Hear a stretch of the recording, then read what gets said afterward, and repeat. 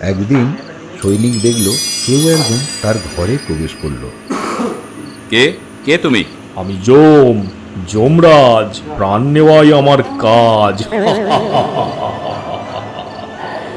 এই শুনছি, শেষ হচ্ছে আমার দম, কিন্তু বেটা জম। কিরে, কিছু বললি নাকি? না না, তোমাকে আবার কিছু বলতে পারি এত সাহস আমার নেই। তৈরি হ সৈনিক, তোর সময় ফুরিয়েছে।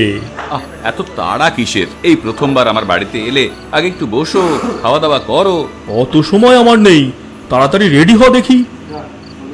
আচ্ছা ঠিক আছে, শেষ ওষুধটা খেয়ে নি। আর ওষুধ খেয়ে কি হবে? তবুও খাই।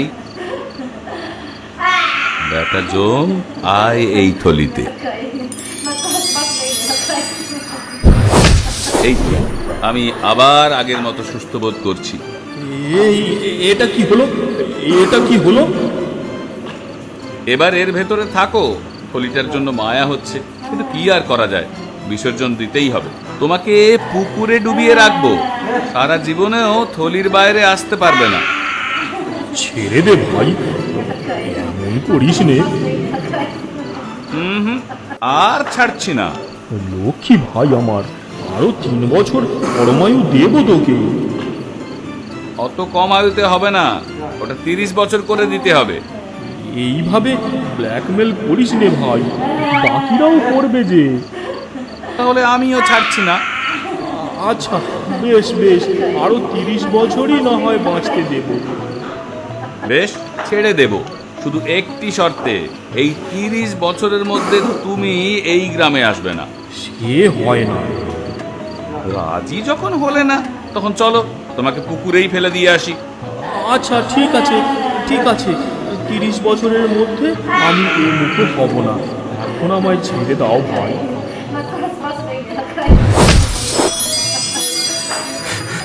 সাবধান, ঠকাবার চেষ্টা করো না যেন। যাও, আমার মত বদলাবার আগেই পালাও।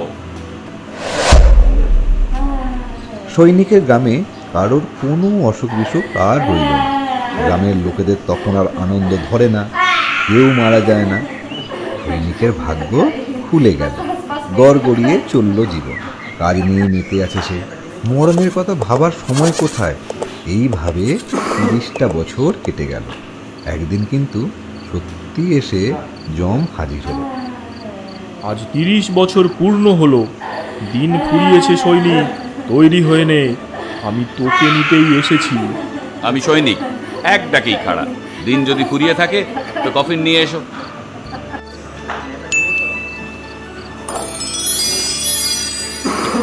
এইবার চটপট ঢুকে পড় ভাই, অনেকটা রাস্তা যেতে হবে। সে কি, নিয়ম কানুন কিছুই জানো না দেখছি। একজন সৈনিক হুট করে নিজে থেকেই কিছু করে বসবে, এই নিয়ম কোথায় পেলে? মানে কি বলতে চাইছিস? সৈন্যদলে নতুন কিছু শেখাতে হলে যে শেখায় সে আগে নিজে করে দেখায়, তারপরে হুকুম করে। তোমারও ঠিক তেমনিই করা উচিত। আগে দেখিয়ে দাও কি করতে হবে, তারপর হুকুম করো। ওহো, এই ব্যাপার, দাঁড়া। এই দেখ সৈনিক, এইভাবে শুবি, পা টান করে মেলে দিবি, হাত দুটো মুড়ে বুকের উপরে রাখবি। এবার নিজেই শুয়ে থাকো ওখানে, আমি এখানে দিব্যি আরামে আছি। কফিনটা নিয়ে গিয়ে সৈনিক ফেলে দিল নদীতে। নদী কফিনটাকে ভাসিয়ে নিয়ে চলে গেল। তারপর বছরের পর বছর ধরে ভেসে বেড়াতে লাগলো জমরাজ। আবার সুখে স্বচ্ছন্দে ভরে উঠল সৈনিকের জীবন। সৈনিকও আর বুড়ো হয় না।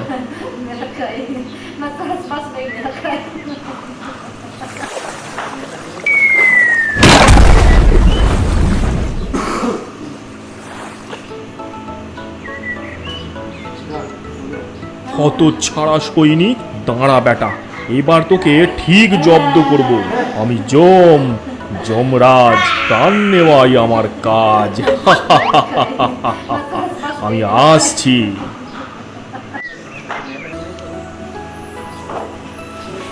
না চাই বীজগুলো বুনে আসি, সময় মতো ফসল তুলতে পারবো।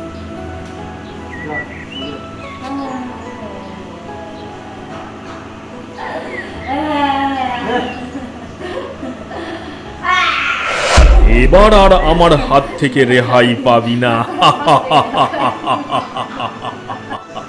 এই সেরেছে, জম্বাটা আবার এসেছে।